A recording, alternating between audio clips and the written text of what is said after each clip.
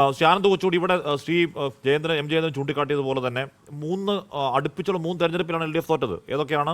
ലോക്സഭ, തദ്ദേശം, നിയമസഭ.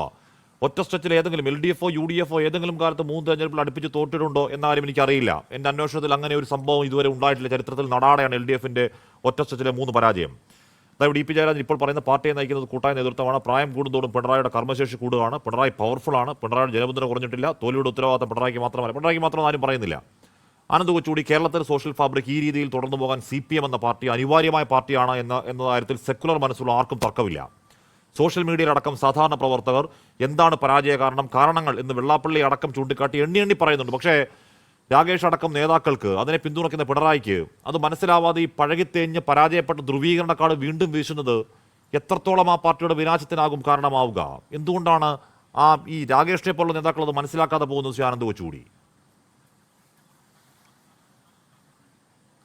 അല്ല, രാകേഷിനെ പോലെയുള്ള നേതാക്കൾ കഴിഞ്ഞ 10 വർഷമായി CPM പറയുന്ന ഉരുവിടുന്ന അതേ മന്ത്രം വീണ്ടും ഉരുവിടാൻ തുടങ്ങിയത് വളരെ ദയനീയമാണ്. വളരെ അത് ഒട്ടും നമ്മൾ പ്രതീക്ഷിക്കാത്തൊരു കാര്യമാണ്.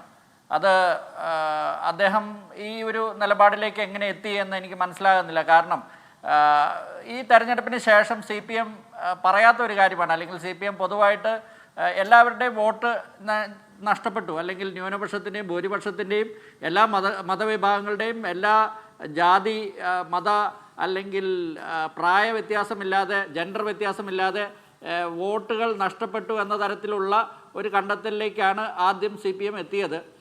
അങ്ങനെയാണ് മിക്ക ജില്ലാ കമ്മിറ്റികളിലുമൊക്കെ ചർച്ചകൾ വന്നത്. പക്ഷേ ഈ രാകേഷിൻ്റെ കണ്ടുപിടുത്തം അത് 2016 CPM ജയിച്ചതിന് ശേഷം അവർ നടത്തിയ ഒരു നിഗമനമുണ്ടല്ലോ, അല്ലെങ്കിൽ നടത്തിയ ഒരു ആരോപണമുണ്ടല്ലോ. അതായത് നേമത്ത് അവിടെ അന്ന് O രാജഗോപാൽ ജയിക്കാൻ കാരണം UDFും BJPയും കൂടെ വോട്ട് കച്ചവടം എന്ന് പറഞ്ഞിട്ടാണ് ഈ കാർഡ് ഇറക്കിയത് CPM. ആ 2016 ഇറക്കിയ കാർഡ് കഴിഞ്ഞ 10 വർഷമായിട്ട് ഏതൊക്കെ തിരിച്ചടികൾ എപ്പോഴൊക്കെ ഉണ്ടായിട്ടുണ്ടോ അപ്പോഴൊക്കെ അത് തന്നെ ഒരു മന്ത്രം പോലെ കോടിയേരി ബാലകൃഷ്ണൻ ആണെങ്കിലും MP ഗോവിന്ദനാണെങ്കിലും സാക്ഷാൽ പിണറായി വിജയനാണെങ്കിലും CPMൻ്റെ ഈ ചാനൽ ചർച്ചകളിൽ വരുന്ന DYFIയുടെ നേതാക്കളാണെങ്കിലും ഉരുവിട്ടുകൊണ്ടിരുന്ന ഒരു മന്ത്രമാണ് അത്. പക്ഷേ അവസാനം അത് തിരിച്ച് UDF അങ്ങോട്ട് പ്രയോഗിക്കുകയാണ് ഈ തെരഞ്ഞെടുപ്പിൽ ഉണ്ടായത്. അതായത് പാലക്കാട് BJPയും CPMും തമ്മിൽ ഡീല് എന്നൊക്കെ പറഞ്ഞ് ഈ CPM തന്നെ പൊതുവിൽ ഈ ഒരു പൊതുജന ബോധം, അല്ലെങ്കിൽ അങ്ങനെ ഒരു കാര്യം ഇവിടെ നടക്കുന്നു, അല്ലെങ്കിൽ വോട്ട് മറിക്കാൻ പറ്റുന്നതാണ് എന്ന് പൊതുജനങ്ങളെ വിശ്വസിപ്പിച്ച അവരുടെ ആ ഒരു തിയറി തന്നെ ഇത്തവണ UDF വളരെ ഫലപ്രദമായി ഉപയോഗിച്ചു. ഇവിടെ പിണറായി വിജയന് കേന്ദ്ര BJP നേതാക്കളുമായിട്ടുള്ള സൗഹൃദത്തെ മറ്റൊരു തരത്തിൽ അതിനെ വോട്ടായി മാറ്റാൻ UDFന് കഴിഞ്ഞു. അപ്പോൾ CPM 2016 ഇറക്കിയ കാർഡ് UDF അവർക്കെതിരെ തിരിച്ച് പ്രയോഗിച്ചിട്ട് പോലും ഈ LDF ഇപ്പോഴും ഈ കാര്യം, CPMൻ്റെ നേതാക്കൾ ഇപ്പോഴും ഈ കാര്യം മനസ്സിലാക്കുന്നില്ല എന്നുള്ളിടത്താണ് ഇതിൻ്റെ അകത്തെ ഒരു കൗതുകകരമായിട്ടുള്ള വസ്തുത. അതായത്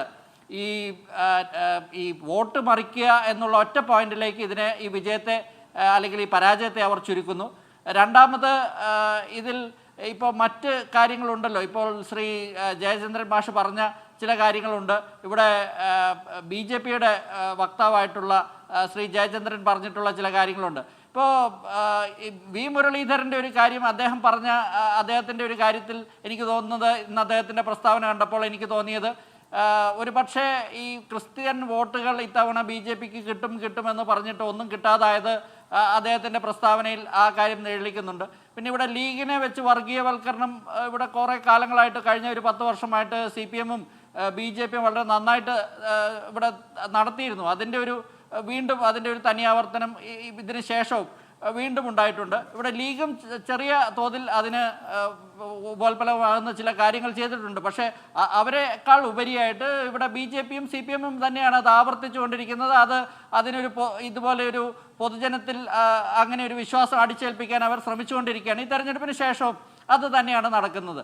പിന്നെ ഇവിടെ ഈ യുവാക്കളുടെ വോട്ടുകൾ UDFിലേക്ക് ഒന്നടങ്കം പോയി എന്നൊക്കെ പറയുന്ന കാര്യമൊന്നും ശരിയല്ല. ഇതെല്ലാ വിഭാഗങ്ങളും, അതായത് എല്ലാ പ്രായ വ്യത്യാസമൊന്നുമില്ലാതെ എല്ലാവരും 9% വോട്ട് എന്നൊക്കെ പറഞ്ഞാൽ അതൊരു ഭയങ്കരമായിട്ടുള്ളൊരു ഇതാണ്. പക്ഷേ പിണറായി വിജയൻ ഇപ്പോഴും പരാജയം അംഗീകരിച്ചിട്ടില്ല, അല്ലെങ്കിൽ അദ്ദേഹം ഇപ്പോഴും പ്രതിപക്ഷ നേതാവായിട്ട് ഈ പാർട്ടിയുടെ കൺട്രോൾ അദ്ദേഹം വിട്ടുകൊടുക്കുന്നില്ല.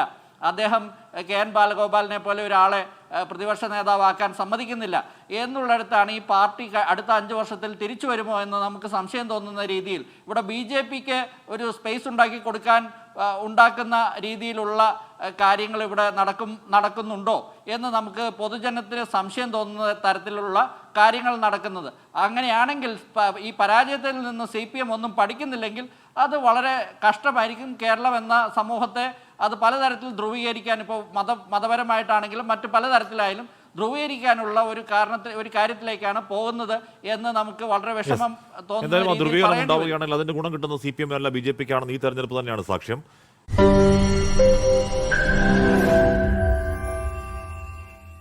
ലോകത്തെവിടെയായാലും ഏത് സമയത്തും 24 വാർത്തകളും ഓഗ്മെന്റഡ് റിയാലിറ്റി പാക്കേജുകളും എക്സ്പ്ലെയിനറുകളും വിശദമായി കാണാൻ ഞങ്ങളുടെ YouTube ചാനൽ നിങ്ങൾക്ക് സബ്സ്ക്രൈബ് ചെയ്യാം.